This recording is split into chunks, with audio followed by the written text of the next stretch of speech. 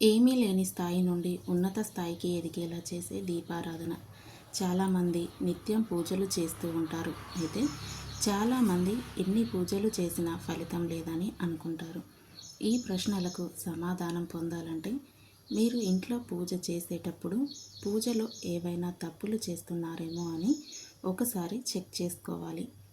పూజ చేసేటప్పుడు మనం తెలియకుండా చేసే కొన్ని తప్పుల వల్ల జీవితంలో మనం ఉన్నత స్థాయికి వెళ్ళలేము. మీ జీవితంలో మంచి స్థాయికి వెళ్ళాలంటే ఖచ్చితంగా దేవుని అనుగ్రహం ఉండాలి. దేవుని అనుగ్రహం పొందాలంటే మీరు పూజ చేసేటప్పుడు ఈ వీడియోలో చెప్పిన నియమాలను పాటించండి. అప్పుడే మీరు చేసే పూజలకు రెట్టింపు పుణ్యం లభిస్తుంది. కాబట్టి ఈ వీడియోలో చెప్పే విధంగా పూజ చేసి చూడండి. త్వరలోనే మీకు మంచి రోజులు ప్రారంభమవుతాయి. అలాగే మీ జీవితంలో మంచి స్థానానికి వెళ్తారు. బ్రహ్మ ముహూర్తంలో దేవతలందరూ భూమిపై సంచరిస్తూ ఉంటారట. కాబట్టి తెల్లవారుజామున ఉదయం 3 నుండి 5 గంటల మధ్యలో స్నానం చేసి పూజ గదిలో దీపం వెలిగిస్తే చాలు, సకల దేవతలు అనుగ్రహాన్ని పొందవచ్చు. ఉదయం ఈ సమయంలో పూజ చేయలేని వారు ఓం నమ శివాయ అనే మంత్రాన్ని 108 సార్లు జపిస్తే 1000 యాగాలు చేసినంత పుణ్యఫలం సిద్ధిస్తుందట. బ్రహ్మ ముహూర్తంలో పూజ చేయలేని వారు ఉదయం 10 గంటలలోపు పూజ పూర్తి చేసుకోవాలి. దేవుని పూజలో నైవేద్యంగా ఒక చిన్న బెల్లం ముక్క పెట్టినా చాలు. దేవుడు సంతోషించి మీ ఇంటిపై ముక్కోటి దేవతల ఆశీర్వాదం ఉంటుంది.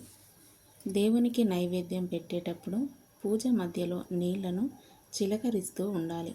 దేవునికి నైవేద్యం పెట్టిన తర్వాత 5 నిమిషాలు అలాగే వదిలేసి పూజ గది నుండి వచ్చేయాలి. ఇలా చేస్తే ఆ దేవుడి చల్లని చూపు ఆ నైవేద్యంపై ఉంటుంది. ఇంట్లోని పూజ గదిలో 2 వైపులా పసుపుతో స్వస్తిక్ గుర్తులు వేయాలి. ఇలా చేయడం వల్ల ఇంట్లో ఏమైనా వాస్తు దోషం ఉంటే తొలగిపోతుంది. ఇంట్లో పాజిటివ్ శక్తి ప్రసాదిస్తుంది. లక్ష్మీదేవి కటాక్షం ప్రాప్తిస్తుంది. పూజ పూర్తయిన తర్వాత ఓం నమ శివాయ అని మనసులో ఉన్న కోరికను కోరుకొని గంట కొడితే మీరు అనుకున్న కోరిక నేరుగా దేవుడి దగ్గరకు చేరుతుందని శాస్త్రం చెబుతుంది. పూజ పూర్తయిన తర్వాత ఇంట్లో ధూపం వేయాలి. దీపారాధన చేసిన తర్వాత దీపాలు వెలుగుతున్నంతసేపు పూజ మందిరం యొక్క తలుపులు తెరిచి ఉంచాలి. పూజ గదిలో అమ్మవారి విగ్రహం లేదా పటం దగ్గర గవ్వలను పెట్టి పూజించాలి. ఇలా పూజిస్తే వారికి సిరి సంపదలతో పాటు సుఖ సంతోషాలతో ఉంటారు. మీ పూజ గదిలో ఎల్లప్పుడూ అక్షింతలు ఉండాలి. పూజ గదిలో ఉన్న అక్షింతలలో దైవశక్తి ఉంటుంది. కాబట్టి పూజ చేసిన తర్వాత ఆ అక్షింతలను తలపైన వేసుకుంటే దేవతల ఆశీర్వాదం లభిస్తుంది. లక్ష్మీదేవికి ఎర్రటి పువ్వులు అంటే చాలా ఇష్టం. కాబట్టి శుక్రవారం పూజ చేసేవారు మీరు లక్ష్మీ పటానికి ఎర్రటి మందార పువ్వులు పెట్టి పూజిస్తే మీ ఇంటికి లక్ష్మీ కటాక్షం వరిస్తుంది. శుక్రవారం రోజున తులసి మొక్కకు పచ్చిపాలు సమర్పిస్తే లక్ష్మీదేవి ఆశీర్వాదం వల్ల మీ ఇంట్లోకి ఎక్కువగా డబ్బు వస్తుంది. అన్ని రోజుల కంటే శుక్రవారం మరియు శనివారం చేసే పూజలకు చాలా శక్తి ఉంది. భగవంతుడి ఆశీర్వాదాలు పొందాలనుకునేవారు ఈ 2 రోజుల్లో దేవునికి పూజలు చేస్తే మీ పూజకు రెట్టింపు పుణ్యాన్ని పొందవచ్చు. తద్వారా మీ ఇంటిపై దేవతల ఆశీర్వాదం ఉంటుంది. పూజ గదిలో ఉండే దేవుడి పటాల్లో కూడా పాతవి ఉంచకూడదు.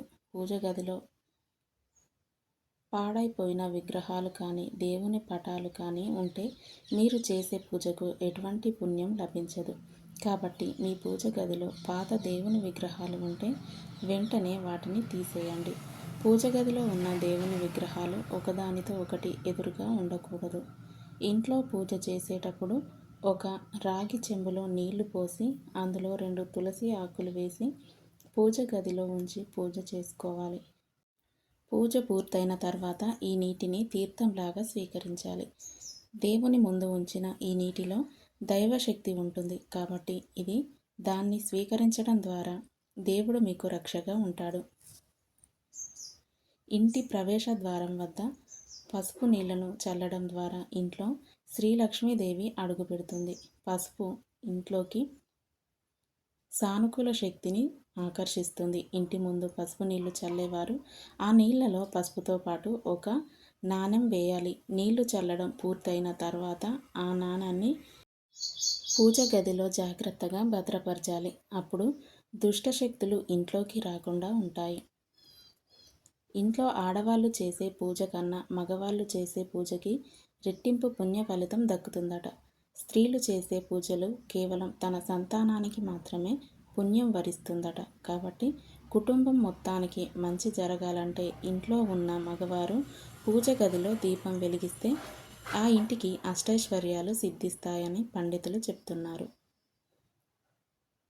శుక్రవారం రోజు రాళ్ళ ఉప్పు కొనుక్కొని ఇంటికి తెచ్చుకుంటే చాలా మంచిది. శుక్రవారం రాళ్ళ ఉప్పు కొంటే ఉప్పుతో పాటు లక్ష్మీదేవి కూడా మీ ఇంటికి వస్తుంది. అలాగే ఏదైనా శుక్రవారం రోజు మీ ఇంటి ప్రధాన కడప మీద కుంకుమతో ఓం అని రాయండి.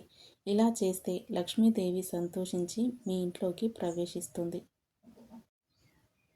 శనివారం చేసే పూజలో ముఖ్యంగా తులసి దళాలు ఉండాలి. వెంకటేశ్వర స్వామి పూజలో తులసి ఆకులు లేకపోతే ఆ పూజ అసంపూర్ణమని వేద పండితులు చెబుతున్నారు. కాబట్టి శనివారం పూజ చేసేవారు పూజలో తప్పకుండా తులసి ఆకులను ఉపయోగించాలి. ముఖ్యంగా శనివారం రోజున మాత్రమే దేవుని పటాలను శుభ్రం చేసుకోవాలని గుర్తుంచుకోండి. దీపం ఎన్ని వత్తులతో వెలిగిస్తే ఎటువంటి ఫలితాలు కలుగుతాయో ఇప్పుడు మనం తెలుసుకుందాం.